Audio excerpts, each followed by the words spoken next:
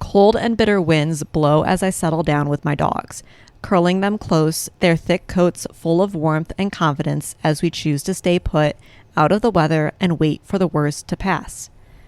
But I am not curled in a blanket on a couch in my home.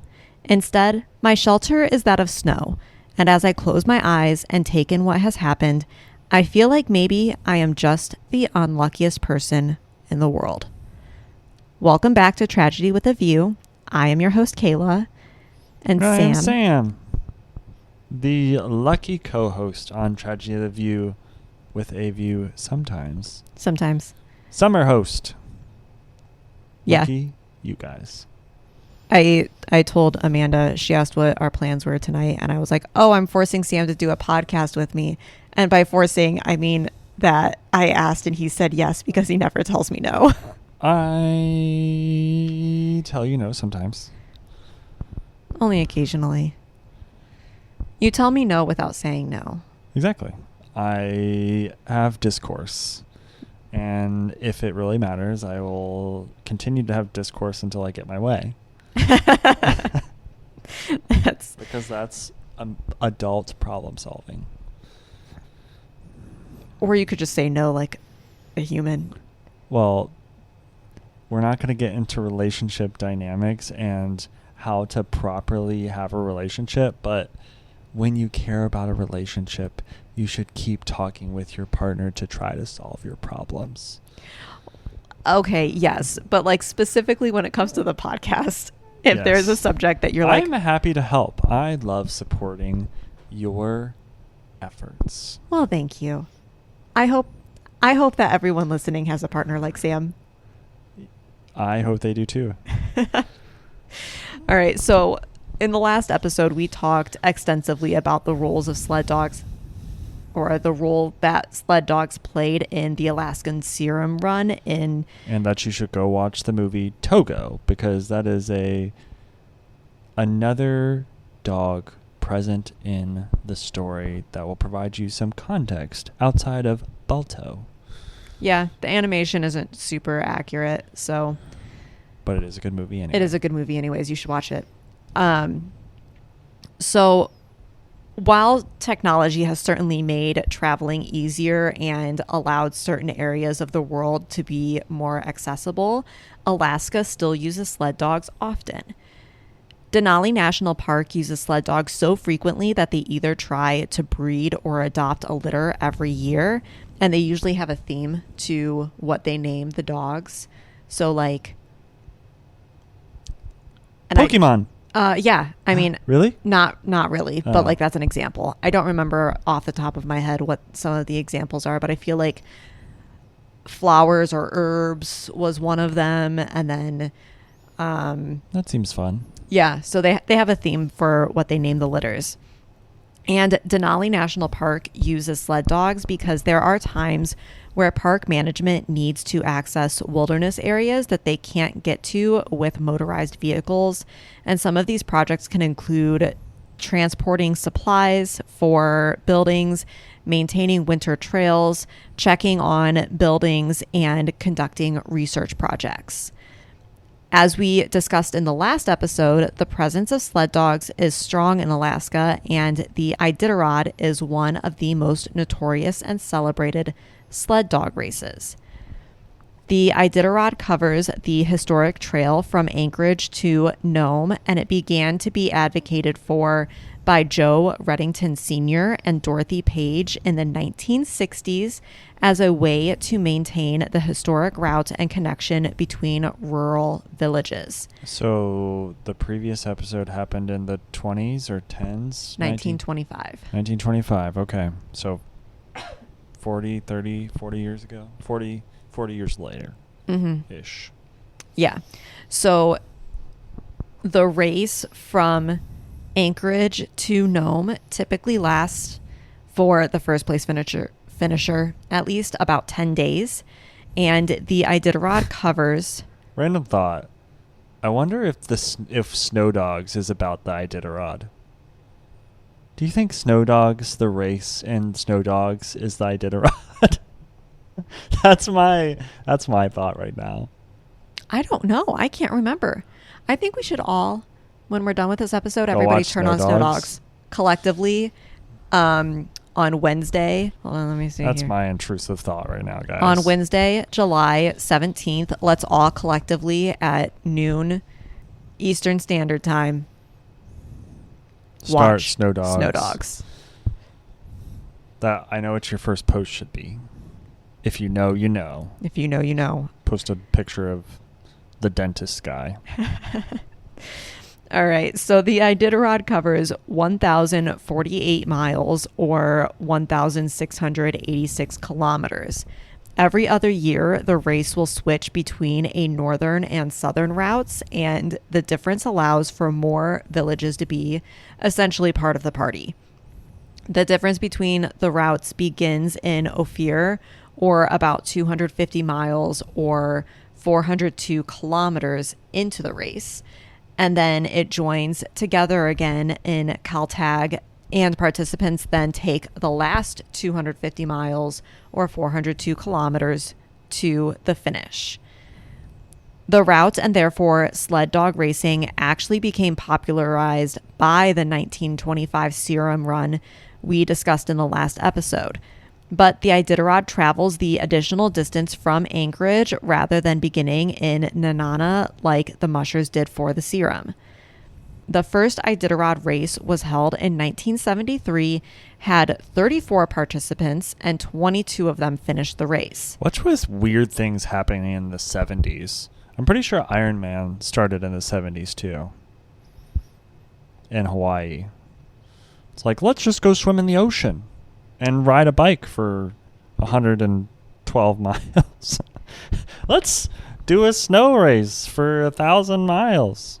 I mean, I think it's interesting because at first my first knee-jerk reaction was to say that we didn't have technology to kind of entertain us like, you know, we do today.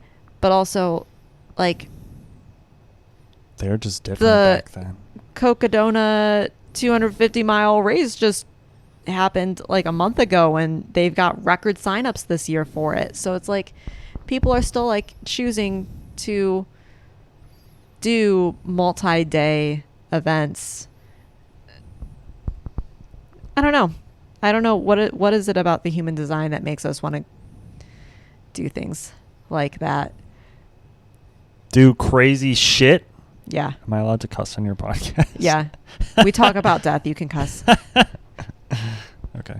Explicit content. I'll check the box on this one. Don't do that. Cut it out. So, Dick Wilmarth was the first winner of the Iditarod, and it took him... Would you like to guess how long it took him? All right. Today, it typically lasts around 10 days for the first finisher to come through. Okay. So, back in the 70s, I'm going to guess 17 days. Very close. Dang. 20 days, 49 minutes, and 41 seconds. And they did it in 5 days. Well, this is including the from Anchorage. So they How much extra is that? I think it's just over 500 miles. Oh, okay. Today you can see the finishers come across the line in about 8 to 9 days. And interestingly, the number of participants since 2015 has been declining. And I'm not really sure if there might be a COVID related thing, because I know that we talked about the board game convention that we just did last month and how it was mentioned to me that the numbers since COVID just really haven't fully bounced back, but like they continue to rise. Yeah, they're increasing, but there was definitely a dramatic hit. I mean, you can just see it with like movie theaters. Like we've been to the, I don't think we've been back. Have we been back? We went and watched Oppenheimer, but it's like, I bet you movie theaters, people haven't gone back to the movie theaters in the same quantity. Yeah. It's just like things have just not, people have changed their lifestyles, or like their habits have changed after having to change them over a long period of time for like a year. Yeah, and it wasn't like an option, it was like forced upon everyone. And so maybe there's something going on with that, but in 2015 there were 85 mushers, and that has steadily declined to the 38 that participated this year. Speaking of 38, at 38 years old, Bridget Watkins had grown up in Alaska and followed her parents' footsteps, and was also an active member of the dog sledding or mushing scene. She started mushing when she was 5 years old, and running the Iditarod had been a lifelong goal. She had planned to run the race in 2011, but she met her husband and started a family instead. She and her husband owned their own kennel and raised their own dogs for racing. In 2022, Bridget was finally training for that lifelong goal to become a reality. It was her rookie year, and on February 3rd, 2022, Bridget was about 20 miles into her 52-mile training run with her dogs when she saw a moose ahead of them on the trail. She was, of course, in the midst of training for the Iditarod, which, as we have already discussed, is a huge event, and she had several dogs that she was preparing for this event. So she had her team attached to her sled, and then she had additional dogs that were running behind her with her friend Jen Nelson, who was on what they call a snow machine, which is the same as a snowmobile. And Jen was running 6 more of Bridget's dogs for her.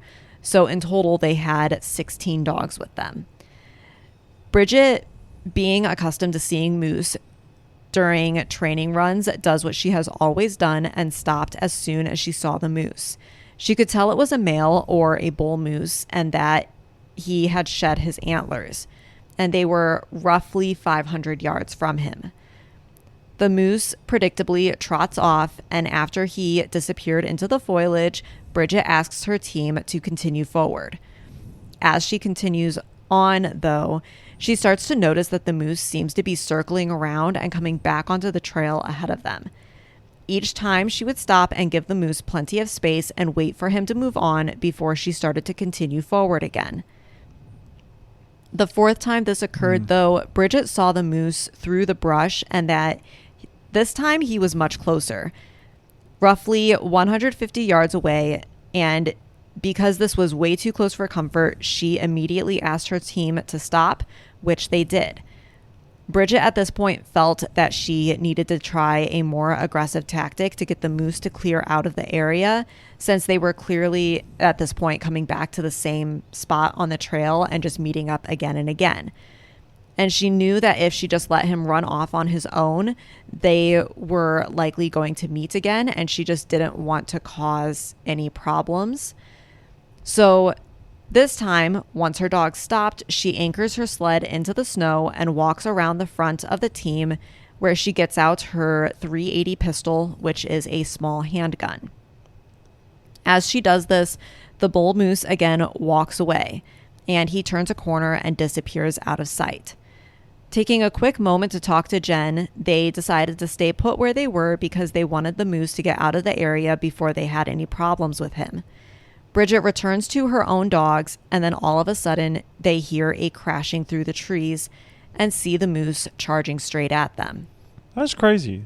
A moose charging at 18 other beings, other animals / humans. That's crazy that it would charge that many people. Yeah. It's like, I understand if she was by herself. Like, okay, sure. Even like 3 people. But literally 18, a small army of animals that are non-trivial in size, and this moose is attacking them. It's like, what does he think he's doing? Yeah. Seriously. Any animal. That animal's dumb. Yeah? What are you looking at me for? There's more to the story. I know. I'm surprised. So Bridget, again, she's not a stranger to moose. Moose are the largest member of the deer family, and they live mostly across the northern forests in North America, Europe, and Russia. And apparently in Europe, moose are actually called elk. Oh. So that's not confusing at all. That is very confusing. So she grew up in Alaska, which means Bridget is familiar with moose and their tendencies. But again, moose are very large. Small adult females weigh about 800 pounds or 363 kilograms, but male moose can grow up to 1,600 pounds or 726 kilograms, stand 6 feet tall or nearly 2 meters. And for reference, that is larger than the average horse that you see. Snackers is probably about 1,000 pounds. So a lot more than that. Yeah. So while she stood her ground as the moose charged at her and her dogs, she knew that her handgun was not going to be very effective. Still, she shot off 3 rounds at the moose when her gun jammed, and she ran back towards the snowmobile for a little bit more protection. As she ran, she was trying to clear the jam in her gun, and she sliced her hand open in the process. And this is when she turned her attention back to her dogs, and she saw that the moose was standing right in front of them. In an effort to help her dogs out, Bridget pulled out her pocket knife and cut the dogs that were attached to the snowmobile loose, and the dogs all turned around and took off down the trail. And do the dogs do they bark? Yes. Would they bark at a moose? Yes. Or I guess they yip. They don't really bark.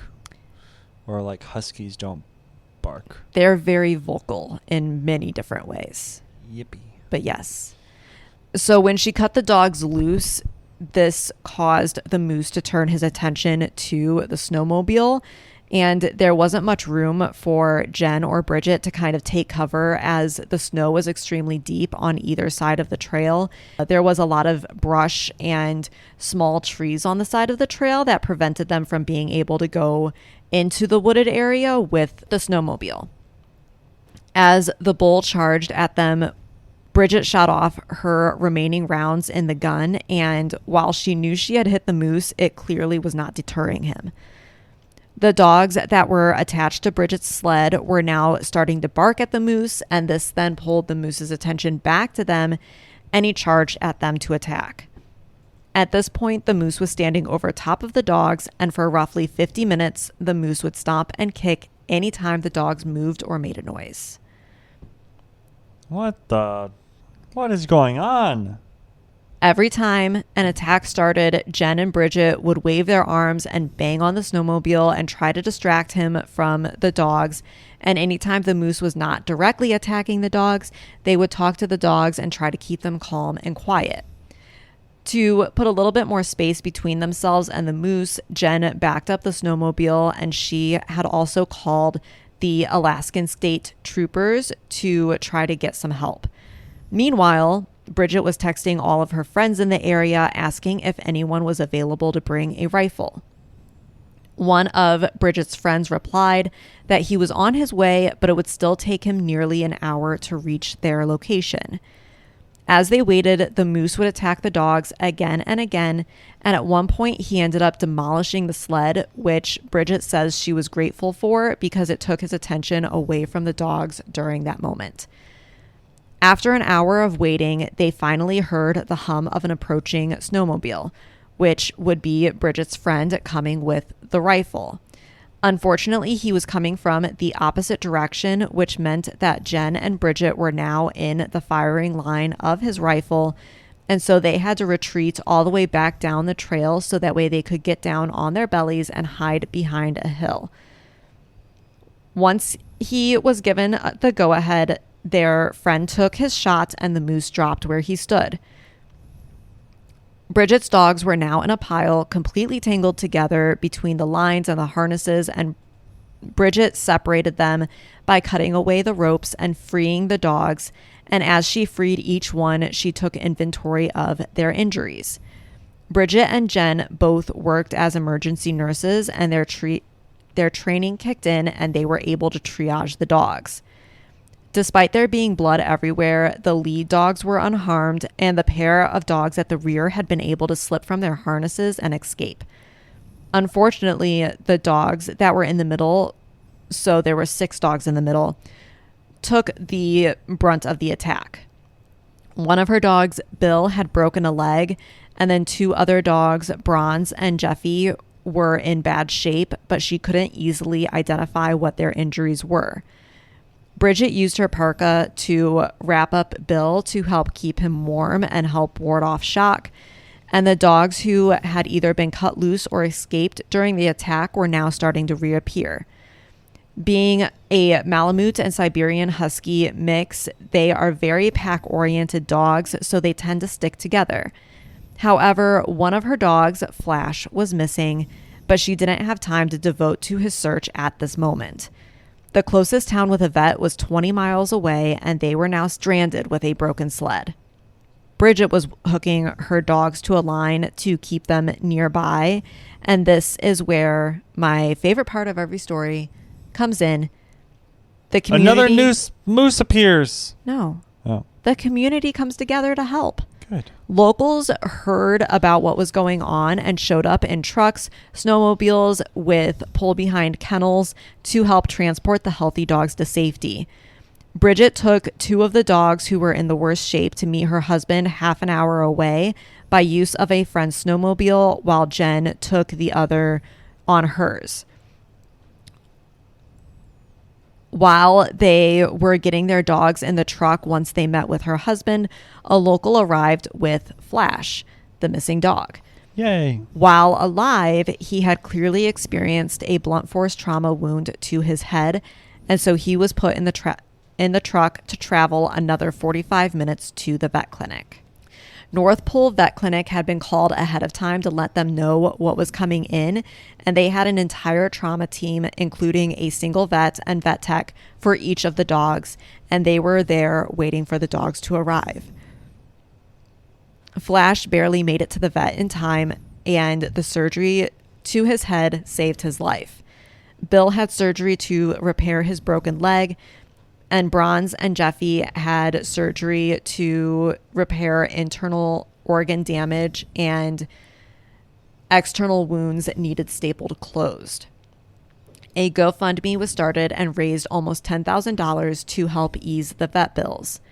In addition to this, the locals who arrived on scene helped to haul away the moose. Alaskan law requires that if an animal is killed in the act of defense, then the animal must be used to feed those in need. Oh. They learned during this ordeal that the prior week, 5 moose within a 5-mile radius had been killed by wolves. So this is likely what triggered the moose to defend itself with the dogs, because it seemed like a pack of wolves. Oh, man. Rough. Are moose not like, they don't travel together? They're mostly solitary animals. I think the only times they really travel together are when it's a mom with babies, or like potentially during mating season when they're just kind of accumulating together anyways. Oh. So Bridget was then set to putting together a team for the Iditarod that consisted of her strong and healthy dogs, and she started the race in March of 2022. And you might think she crossed the finish line and accomplished her dreams, and you would be wrong. At the beginning of the story, I knew that to be false. Yeah. Well, you already knew what we were talking about going in, and then the intro was very different. So I'm still up for twists. So on March 18th, during the race, a blizzard struck. Bridget was 900 miles into the race and was nearing the final checkpoint when it hit. It arrived. All participants had a GPS tracker on them so that officials could watch their progress and locations. Winds were gusting nearly 70 miles per hour, and it was blowing over 750-pound snowmobiles. 6 others were trapped in the storm, and if anyone intervened, it would disqualify the mushers from the race. Of the 7 trapped, 5 of them were rookies. Bridget dug into a snow cave and instructed another musher that she had caught up to do the same. His last name, I am probably gonna butcher, is Thiart. That was his first name? Or That's his last name. Oh. So she told him to do the same, and together they dug a snow cave that was 8 feet long, 3 feet deep, and could fit both of them and their 19 dogs inside. Scotty, Bridget's husband, was waiting in Nome and noticed immediately when Bridget's tracker stopped moving. After 30 minutes in the snow cave, both mushers decided to press their SOS buttons on their trackers, which signaled that they needed help, and this also disqualified them from the race. Once help arrived, Thiart was hypothermic, and Bridget was concerned that he was going to die. Again, remember, she's an emergency room nurse, so she's familiar with symptoms. The signs of hypothermia. And so he had fallen on ice shortly before Bridget caught up to him, and he broke his ankle. Bridget assisted them in getting him and his dogs into a wooded area about 3 miles away, and then turned around to go back to the snow cave where her dogs were waiting. One of the rescuers took her back, and when she stepped off of the snowmobile, she was blown over from the wind, causing her to fall, and there she broke her collarbone. Wow, she seems really unlucky. She didn't let this deter her, and she started to dig her dogs out so that way they could be brought to safety. While she dug, her husband showed up along with his cousin, Drew McCann, and they were able to get all of the dogs out and to shelter. While she was disqualified from the 2022 race, she came back in 2023 and did complete the race in just shy of 12 days. That's good. And that's the story I've got for you about the moose. Mooses? Yeah, what is the plural plural of moose? I think this is a hotly debated topic that is too inflammatory for this podcast. Oh, no such thing. I don't know what it is. They're solitary animals. Why do you need to say a plural of moose? Because what if I was out walking in Moosesville, very secluded area, and I saw with your 18 dogs? Multiple. I mean, are you gonna let me have 18 dogs? No. Sam never tells me no. I did say no. No, I said no. See, I didn't say no. I said you have a five animal limit. I do have a 5 animal limit, but that includes Logan. So you all have a 5 animal limit. The house has a 5 animal limit. Okay. She's smiling devilishly at me. And this is where I talk about the fact that I just happened to find lost dogs. Oh, yeah. We were driving home from New York, and here I am just sitting in the passenger seat, enjoying our ride home, and Kayla is like, oh my gosh, there's a dog in the middle of a freeway. Yeah. And she pulls off on the next exit, drives back 5 miles. Actually, no, it wasn't 5 miles. It wasn't. She pulled around. It was like 1 mile. Yeah. And then she gets out. Luckily, another person on the other side of the road, another girl, is like doing the same thing as her. And they both try to corral this old black lab dog that has like a bone in its mouth. It was a stuffed animal. Oh. It was either a stuffed animal or a shoe. Yeah, so he had his little toy. And then he disappears. And what they find out is that there's a tunnel, like a drainage tunnel that goes under the road that it seemed like the dog knew about and just walks up Back and down forth. it leisurely.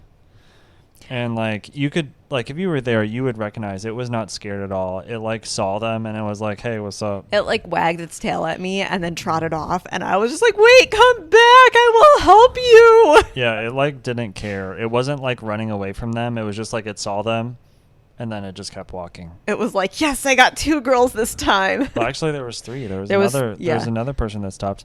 And then we found out that the next exit was 4 miles down. Yeah. That was our... completely honest, the first, like, 30 seconds that I saw the dog, I thought it was a bear. And I just couldn't believe my eyes. I was so excited. And then, like, I mean, we were on the highway, so I was going like 70, 75 and didn't slow down enough to actually, like, you know, be able to stop without slamming on my brakes. But I was like, I for sure was like, it's a bear. And then we, like, were going past it when I saw its tail wagging, and I was like, that's a dog. Yeah, that's the words that came out of her mouth, and I was like, what? I almost had my chance to see a bear in real life. Not in captivity. But it was a dog. And it thought it was funny. It was very funny. All right. We'll wrap this one up. And bonus content. Yeah. You're welcome. Bye. Bye. Thank you for listening. Please take a moment to rate and subscribe from wherever you listen to Tragedy with a View. To get access to ad-free episodes, bonus content, and more, please join us on our Patreon. The link will be in the show notes. Don't forget to follow us on Instagram and Facebook. And to share a story of your own, send us a Campfire Confessional email at tragedywithaview@gmail.com. We'll see you next time.